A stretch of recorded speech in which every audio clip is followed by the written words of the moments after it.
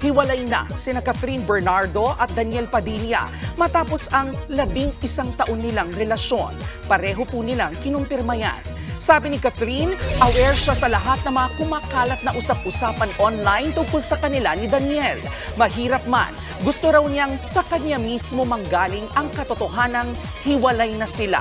Si D.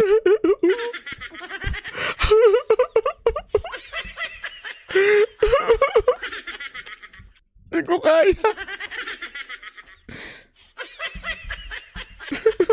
J, ang first boyfriend ni Catherine. At Yan na malupit dyan eh. Ngayon ko lang nalaman yun.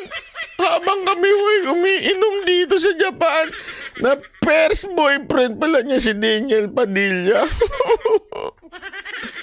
Siya ang nakauna ng pagmamahal at yakap.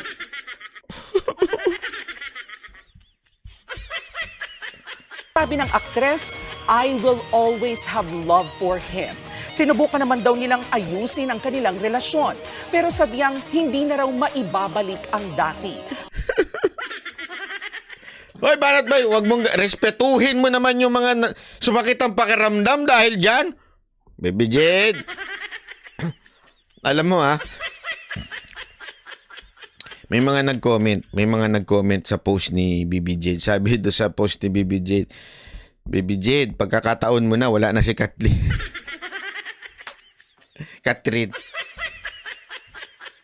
Grabe. Nagkasawaan. Grabe ka naman, Jing Corpus. Pag ganyan. Sabi ni Garsky, nagsawa na sa sinigang. Hindi, actually, yan po talaga. Sa tingin ko lang, yan ang nangyari dyan. Kasi, alam nyo, kaya wala akong believe dun sa mga magjojowang post sa social media. Yan pasensya na yan ang mga, hindi ko sinasabing sila, hindi sila. Yung mga post lang ng post sa social media, yan yung mga insecure na magjojowa. Kasi kung happy ka naman, okay, secure ka naman sa jowa mo. 'Di ba? Kung ikaw naman ay wala ka namang insecurity at alam mong hindi ka ipagpapalit ng jowa mo. Yung iba diyan kaya lang post ng post para talagang markahan, parang aso. Iniihian, ika nga. Para territorial ang datingan. Yung iba, kaya nila pinopost na akin to pag naging jowa nyo to. Ay pagka naghiwalay kayo, basta akin to. Ako nakadali dito. Ganyan talaga yan eh. Oh. At saka syempre, hindi ko tungkol sa kanila to Ito naman kasi feeling ko nangyari dito kay Daniel at saka kay Catherine.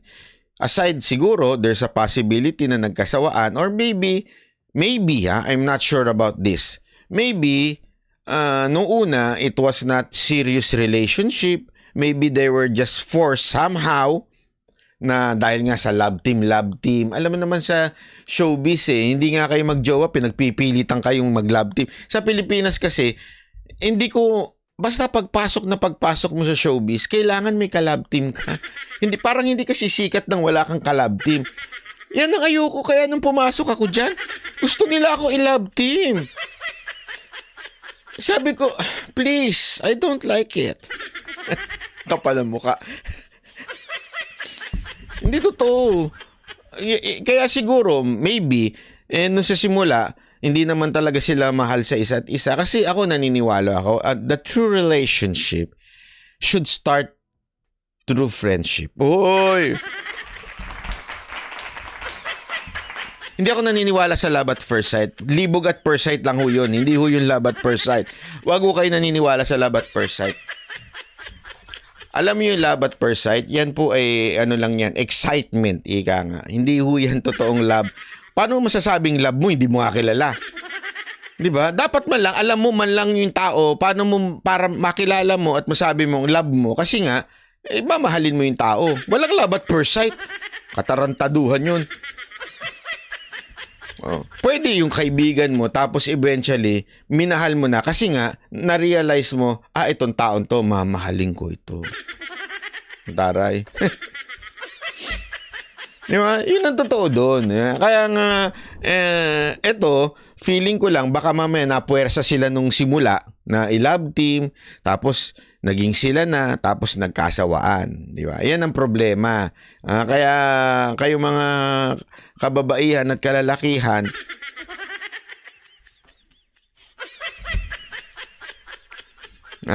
sabi nga nila, lagi niyong tatandaan to, bansa nga, nagkakahiwalay. Magjowa pa kaya? Di ba?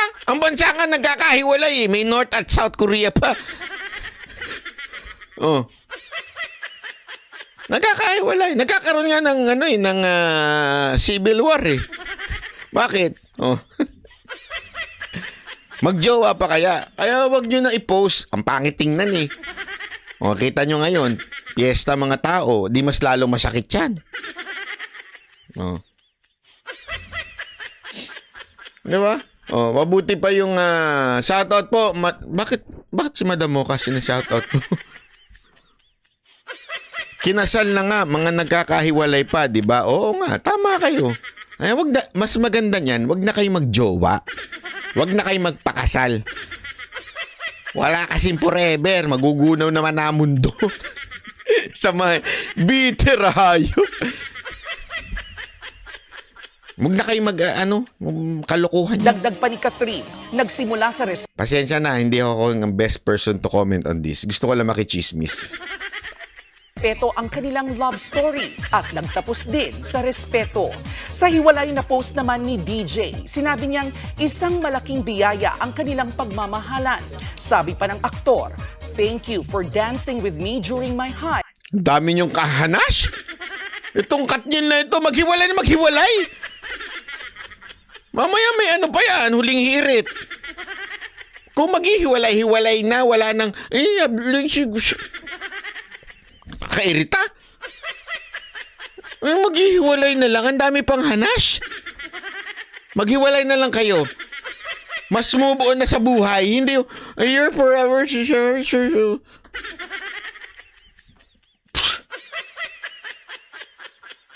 Ang sagutin nyo, si Andrea ba ang dahilan? Nagtatanong lang po. Hindi po nanghuhusga. Kumaka-Erika. Nagtatanong lang po. Daniel Padilla, si Andrea ba ang dahilan? Sige nga. Pakisagot nga ako. Gusto mo ba ang mas bata? Ito naman si Diego Latigo. Sarap kasi ni hindi masarap. Natikman mo ba? Huwag kang makasarap dyan, hindi mo natikman. Sabi nito ba? Opo, si Andre, mga chismoso kayo talaga. Wag ganun. Boss Dada! Gusto ko i-discuss mo rin to si Katniel, ha? Pag hindi mo ito diniscuss. Hindi, alam mo kasi sa totoo lang, iba din kasi daw ang kamandag ni Andre. Kayang magsariling sa buhay. Hindi, alam mo, minsan gusto ng mga mga kalalakihan yun, independent. Independent daw yan si Andrea.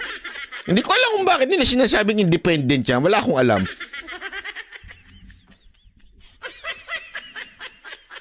Papalaban ba yan? Hindi ko, sino ba yan? Sorry pasensya na kayo. Hindi ko kasi kakilala masyado yung Andrea. Basta alam ko lang, makapalang kilay niyan.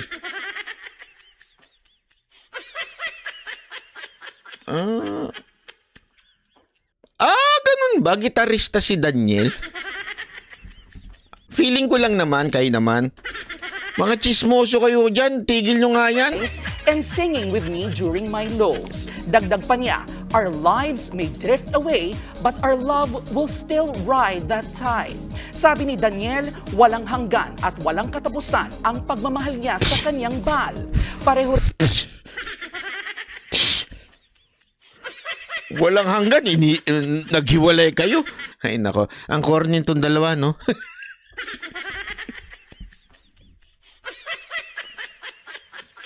Hindi, alam mo kung bakit kasi nakakabuisit ito, Boss Dada. Alam mo kung ano nakakabuisit? Maghihiwalay na lang, ang dami pang hanas. Maghiwalay kung maghihiwalay. Hindi, mahal pa rin kita. Ikaw pa rin ang... Maghiwalay nga kayo, tas mahal mo pa rin. Ano pinagluloko mo kami, Daniel? Ikaw, Daniel, kurutin ko yung singit mo, ha? Paano mahal mo pa rin? Kung mahal mo, hindi mo hiniwalayan. Hindi kayo naghiwalay. Maghiwalay na lang kung maghiwalay. Ang dami pang sinasabi niyong dalawa. Rin silang nagbigay ng mensahe sa Catherine Kung marami pa namang ano ngayon, marami pa namang uma-idol dyan. Tapos banat ba, binabanatan mo. Ang corny kasi. Hindi. Sorry, ako lang po bang nakokornihan o nakokornihan din kayo?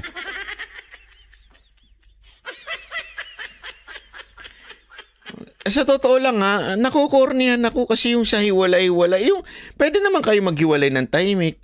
Tapos na. Ganun. Yun na lang status nyo. Tapos na. Oh, di ba? Sa mga nagtatanong, hiwalay na po kami. Ganun. Ang corny nung nakahiga sa balikat. Ay, bakit? Bakit? Nung nagka-jowa ka ba? Wala ka bang ganyan? Yung higa-higa sa balikat? Parang hindi ko naranasan yan, yung pahiga-higa sa balikat. Kasi pag hinahiga sa balikat, maamoy yung kilikili. Siyempre, pag humiga ka nga rin, bakit iba amoy dito? Yung mga ganun yun eh. Nako, yan na, nagte-text na. Nako, may mga nagte-text. Ayun pa pala si Doc Eric. Oy, si Doc Eric, kepuan ko ng Icon Clinic, ha. Happy birthday. Ayan, nag-greet ako sa kanya ng happy birthday. Doc Eric ng Icon Clinic. Happy birthday. Thank you very much. Sa'yo, yan, ha.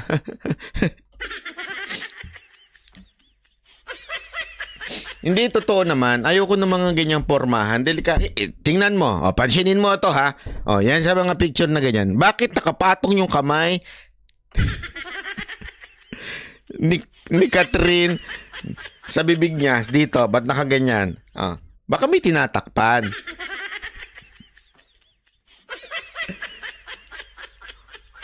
Banat bay, wag mo na. Pati yung binabanatan mo. Hindi, di ba pwede, higa ka dito, higa ka, talagang humiga ka. Higa kang ganyan. Bakit nakaganyan? Baka kami tinatakpan.